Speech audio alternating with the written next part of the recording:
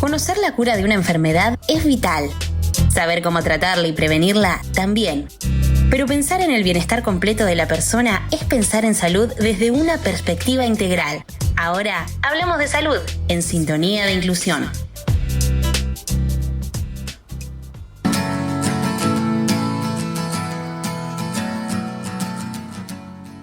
Hablar de salud desde una perspectiva integral, ¿no? Desde el bienestar completo del ser humano. Esa es la noción de salud que queremos plantear acá. Siempre lo decimos y para eso estoy con nuestro compañero Fede. Fede, nuevamente bienvenido.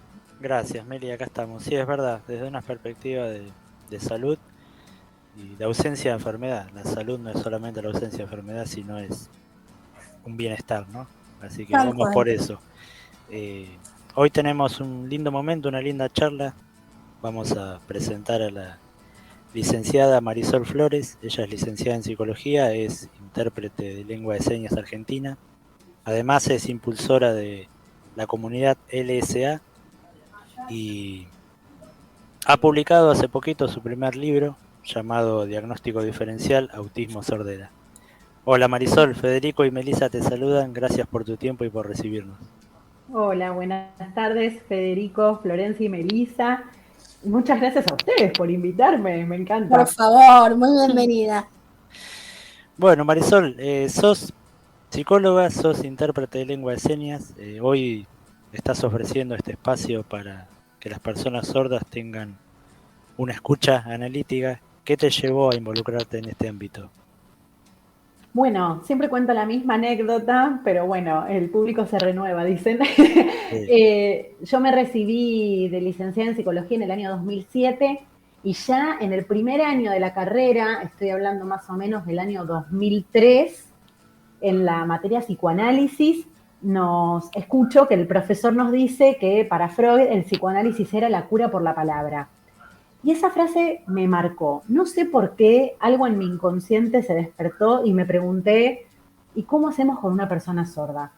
Yo no tengo familias sordos, no tengo familiares sordos, no tengo amigos sordos, digamos, en este momento ya conozco mucha gente, pero en aquella época no. Y la verdad es que no sé por qué me surgió esta inquietud, ¿no? ¿Cómo haríamos con una persona sorda? Creo que hay algo en mí que siempre consideró la autonomía de una persona sorda y entonces nunca me pregunté por qué no podría una persona sorda consultar con un psicoanalista, con un psicólogo.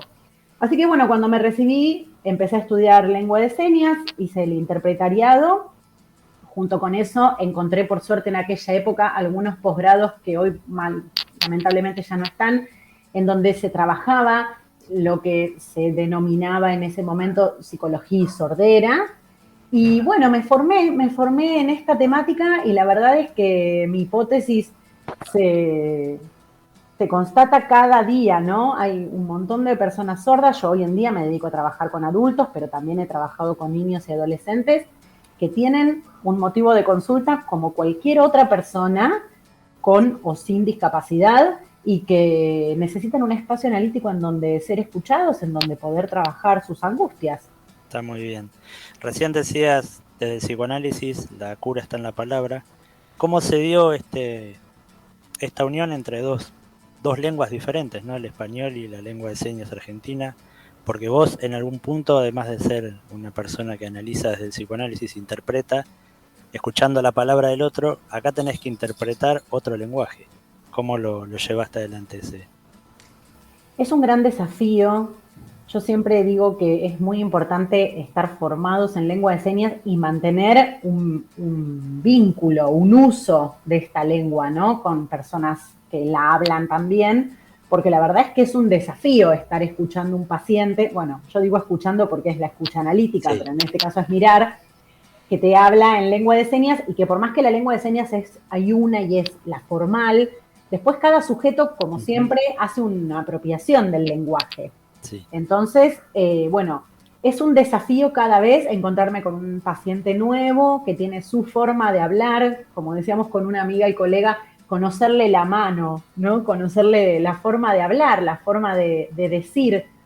Pero a mí lo que más me gusta más allá de que reconozco, tal vez hoy no, porque ya hace 12 años que me dedico a esto y tengo muchos pacientes, por suerte, y la verdad que tengo mucha práctica, pero reconozco que tal vez en mis inicios se me puede haber escapado algo. Y es como decimos siempre en la facultad, los primeros pacientes son los que nos enseñan a nosotros como profesionales a ser buenos profesionales. Sí. Así que siempre aconsejo a mis colegas que todavía no se animan a empezar a atender en lengua de señas, pero que sí la están estudiando, que en algún momento hay que empezar.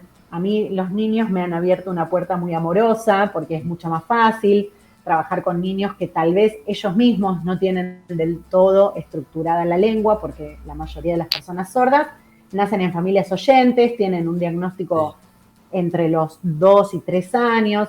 Ahora estamos en un tiempo bisagra, ¿no? Pareciera que las cosas están cambiando, pero en principio es lo más habitual encontrarnos con pacientitos sordos que su familia es oyente, entonces la lengua de señas no fluye del mismo modo que en un adulto. Y bueno, es cuestión de práctica. Bueno, mencionaste recién a tus colegas y a las familias. ¿Cómo has recibido esto que estás haciendo vos por parte de los colegas, psicólogos, o de los colegas de la salud en general, y por parte de la comunidad sorda, de las familias? La comunidad sorda sumamente agradecida. La verdad que es el día de hoy que recibo mucho afecto por parte de la comunidad sorda. Me han dado el orgullo de algunas personas preguntarme si soy sorda o no por mi forma de hablar lengua de señas, lo cual para mí es realmente un orgullo, porque lo que más quiero es respetar la lengua y hacer un trabajo serio. La comunidad científica, mis colegas, hoy en día creo que cada vez son menos las personas que critican o que cuestionan, pero la verdad es que sí, sobre todo los psicoanalistas han sido unos grandes interlocutores a los que tenía que convencer de alguna manera que es posible una escucha analítica en lengua de señas, es posible encontrar un fallido, un lapsus en lengua de señas. Claro que se trata del ojo del analista, que tenga un buen uso de esta lengua, y después, como siempre, de la escucha, ¿no? No todos los psicólogos o psicoanalistas captan todos los fallidos, todos los significantes, en fin. Al principio, bueno, pero eso es lo que a mí me llevó a escribir, a investigar, a seguir formándome, a seguir leyendo, porque, bueno, sentía que tenía que poder argumentar esta propuesta. Marisol, ¿cómo estás? Melissa te saluda. La verdad que es muy interesante lo que estás planteando. En este sentido, pensando, ¿no?, en lo que recién te consultaba Fede, ¿cómo es recibido esto por la comunidad de profesionales y la comunidad sorda propiamente dicha? Pero algo que también hay que destacar es que vos en tu trabajo, en la labor que venís desarrollando, lograste de algún modo generar un espacio, ¿no?, en las redes que hoy por hoy se denomina Comunidad LSA, y además escribiste un libro que muy bien lo mencionaba Fede al inicio. Contanos un poquito, ¿cómo está eso hoy? ¿Cómo se dio? ¿Lo esperabas? ¿Cómo se fue conformando esa red de vínculos de alguna manera? ¿Y qué aporte, ¿no?, de algún modo se da en este libro que vos también escribiste? Como la mayoría de las cosas, al menos en mi vida, todo surge a partir de la necesidad, ¿no? Los humanos nos movemos mucho desde la necesidad. Yo encontraba muchos pacientes, sobre todo adultos, que tenían situaciones de, por ejemplo, enfermedad física, o me ha pasado de todo, pacientes que necesitaban un escribano porque iban a hacer una compraventa de una propiedad, o necesitaban un arquitecto, un plomero, qué sé yo, un montón de cosas, y que más allá de que las personas sordas están muy acostumbradas, porque viven en un mundo oyente, por lo tanto están muy acostumbradas a hacerse entender, siempre les quedaba como cierta sensación de si no los terminaban de entender o si se podían llegar a aprovechar del malentendido. Y yo me preguntaba, ¿no puede ser que no exista un psiquiatra? Me ha pasado muchas veces tener la necesidad de derivar pacientes a psiquiatría y que no existan psiquiatras que hablan lengua de señas, o arquitectos que hablan lengua de señas, abogados, en fin. Esto me llevó a contactarme, a empezar a armar redes y también a empezar a animar a los familiares de mis pacientes que tienen sus profesiones y que, quieras o no, hablan lengua de señas, porque muchos de ellos hablan lengua de señas con su familiar.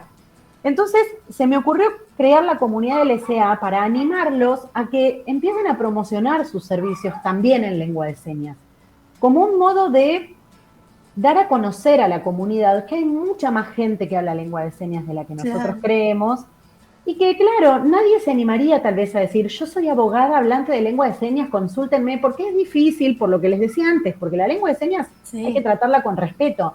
Pero bueno, a mí me parece muy valioso que haya un profesional o un trabajador que tenga la inquietud de la lengua de señas, la intención de abrirse a la comunidad sorda, de vincularse con las personas sordas, y me pareció que había que armar una base de datos para que las personas sordas tengan en dónde ir a buscar a estos profesionales y a estos trabajadores. Y la verdad es que me sorprendí, ya son 160, claro, por supuesto, no es las páginas amarillas, no son un montón, pero bueno, para mí 160 es un montón. Es un montón realmente, pensando, ¿no, Marisol? En la realidad que de algún modo nos interpela. Bueno, en mi caso soy una persona ciega, pero conozco perfectamente, ¿no?, cómo es la necesidad de la vida cotidiana, ¿no?, de la comunidad sorda, de las personas sordas que tienen una inquietud como cualquiera, y es de alguna manera una necesidad que nos atraviesa a todos, pero acá tiene la particularidad, ¿no?, de que es una lengua más, y que en este caso es la lengua madre, ¿no?, de la comunidad sorda. De la mayoría de las personas sordas son hablantes de lengua de señas, y es una forma de reconocerlos. Ahora bien, ¿no?, esto que vos comentabas de esta red que se fue generando y demás, hoy por hoy estamos en una situación bisagra. La Confederación Argentina de Sordos está luchando porque se reconozca la lengua de señas por ley acá en nuestro país, y a su vez me interesa hacer un cruce ahí interesante. En el año 2010 nuestro país incorporó la ley de salud mental. Hay una ley por un lado y hay una ausencia de ley que reconozca esta lengua por el otro. ¿Vos cómo ves, cómo considerás que está incluida, o qué es lo que falta para que se incluya esta comunidad realmente desde la perspectiva, ¿no?, de una ley, por ejemplo, de salud mental? ¿Está contemplada? ¿No está contemplada? ¿Qué falta? A ver, en nuestro país tenemos la particularidad de que a veces faltan leyes y a veces hay leyes pero no se implementan. Porque en realidad las personas con discapacidad, ustedes lo saben más que yo, tienen una ley que procura que todos los tratamientos que la persona necesite para tener una vida autónoma y saludable estén cubiertos, ya sea por los tratamientos privados, las prepagas o las obras sociales. Además, las personas que no tienen ni prepaga ni obra social tienen lo que se denomina un plan de salud, como puede ser de IOMA o de PROFE, que les garantizan la accesibilidad a la salud. Sin embargo, el rasgo particular de la comunidad sorda es que, como estamos hablando de la lengua de señas y de profesionales que hablen lengua de señas, quedan por fuera, porque necesitamos profesionales que hablen lengua de señas y no hay tantos. Entonces, lo que yo estoy promoviendo hace mucho, porque me parece que antes que nada es mejor alguito, es la incorporación de intérpretes de lengua de señas en los ámbitos de la salud. Por supuesto, para mí es fundamental incorporar, sobre todo en salud mental, psicólogos y psiquiatras que hablemos lengua de señas, porque no es lo mismo hacer un tratamiento mediado por un intérprete cuando tenés que ir a terapia. Pero tener que ir a una consulta ginecológica o tener que hacer una consulta neurológica junto con un intérprete va a hacer que esa consulta fluya mucho mejor. A mí me llama la atención cómo los profesionales les alcanza con lo que un familiar cuenta de su paciente, lo cual es sumamente habitual. Y estoy hablando de pacientes adultos, porque en pediatría todos hablamos por nuestros hijos. Aunque hoy en día los pediatras intentan darle voz a los niños también. Sí. Entonces, yo estoy luchando desde mi lugar chiquititísimo que tengo para que se promueva la inserción de la lengua de señas, sobre todo en la salud pública, porque bueno, en el ámbito privado tenemos esta ley que, con todas las trabas que las obras sociales suelen poner y las demoras en los trámites y todo, con esfuerzo logramos que se cumpla. Pero la verdad es que mucha gente queda por fuera del acceso a la salud y sobre todo a la salud mental o a la salud de calidad. porque no hay intérpretes de lengua de señas que acompañen a los profesionales en los hospitales, mismo en el momento de ir a sacar un turno, ¿no? La autonomía no está garantizada. Los turnos son llamando por teléfono. Hoy en día con el WhatsApp hay algo que un poco más evolucionó, que igualmente todos en algún momento habremos recibido la respuesta automática y viene en un texto con un lenguaje, un vocabulario muy técnico. No sé, Melissa, vos cómo harás, si tenés alguna aplicación que traslade el texto a vos, que te lea lo que está escrito ahí. Sí. Pero digo, no, la salud, la verdad que en nuestro país no es todavía del todo inclusiva y accesible. Así que hay que promoverlo y hay que hablar de esto. ¿Y has podido trasladar este proyecto a las instituciones? Esta idea. ¿Y qué recepción hubo?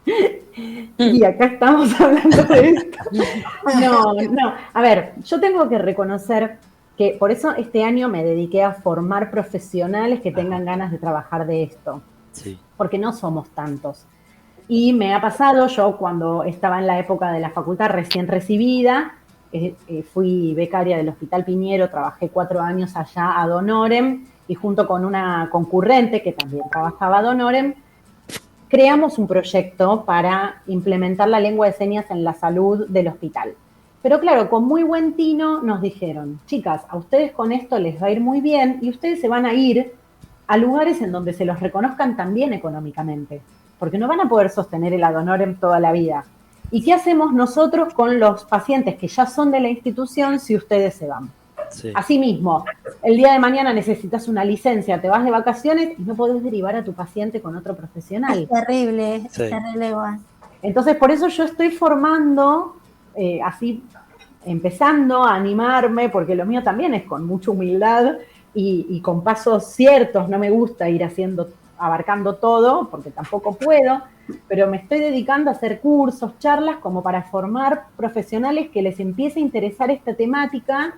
Y bueno, mientras estudias lengua de señas ya te vas formando y vamos armando un equipo y vemos si en algún momento ya somos un equipo como para poder presentarnos con otro tipo de proyecto, con otra base. Está muy bien. Bueno, Marisol, te agradecemos el tiempo, el espacio, el habernos recibido y nada, te deseamos todo el éxito con todo esto.